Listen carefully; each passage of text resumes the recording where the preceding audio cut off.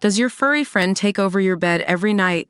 It's time to reclaim your space while giving them the comfort they deserve with the coldest, cozy dog bed. Don't wait.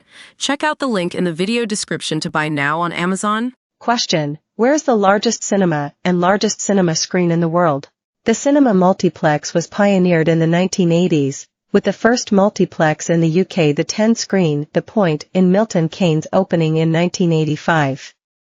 A cinema with at least 16 screens became a megaplex, and the 25-screen Cinépolis Madrid in Spain is currently the largest in the world. It has a seating capacity of 9,200, including one 996-seat auditorium. Other venues, such as the cinema in Ontario Mills, California, have 30 screens, but smaller capacity. The biggest single screen in the world is in the Traumpalast, Dream Palace, in the Leonberg IMAX in Germany.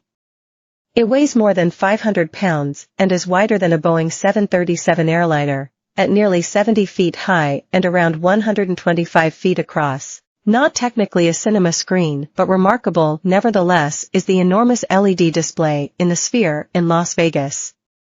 Its 160,000 square foot screen, the size of 4 football fields, wraps itself over and around the audience, and the venue has understandably become a tourist hotspot. Ian MacDonald, Billericay, Essex. Has a famous work of art ever been mistakenly hung upside down? This can be a problem with modern art. The most famous example was New York City Eye, a painting by the Dutch abstract artist Piet Mondrian that was displayed upside down for decades. Question: has anyone ever written a song about a lady called Audrey? Trev Lawson, Stapleford, Notts. Question: who coined the term urban legend? B. Harper, Manningtree, Essex. Question: when the International Space Station needs to maneuver, what fuel/propellant is used?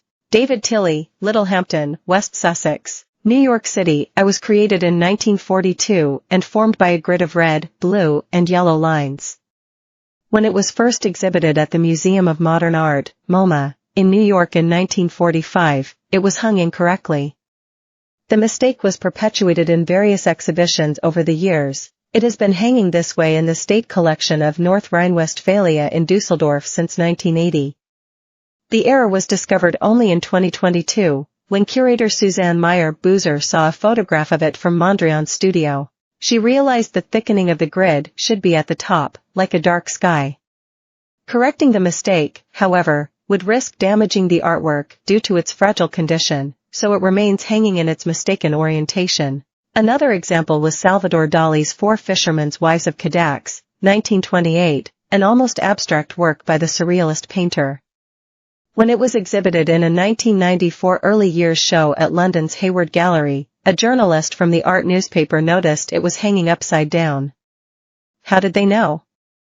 It was a phallus that alerted them. A young Dali would hardly have painted it drooping downwards.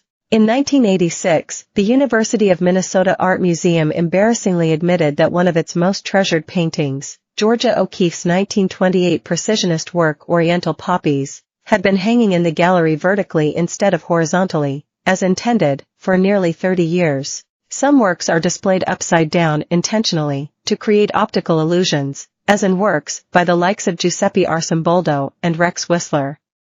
For instance, Arcimboldo's The Cook features a plate of food one way up and a cook the other. This can also be political. For example, the portrait of King Philip V of Spain on display at the Almodi Museum in Zataiva, Valencia, is deliberately hung upside down as an act of vengeance.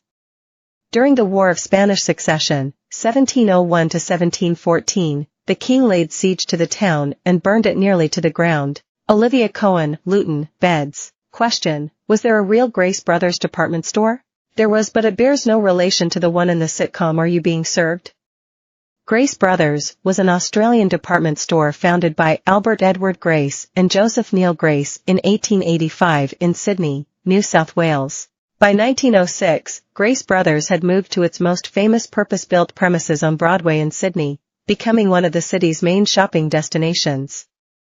It was renowned for its comprehensive range of merchandise, including clothing, furniture, and homewares. Through the 20th century, Grace Brothers expanded its presence, opening multiple suburban branches across New South Wales. In the 1980s it was acquired by Myer, a big Australian retailer. This acquisition marked the beginning of a gradual integration process. By 2004, the Grace Brothers brand had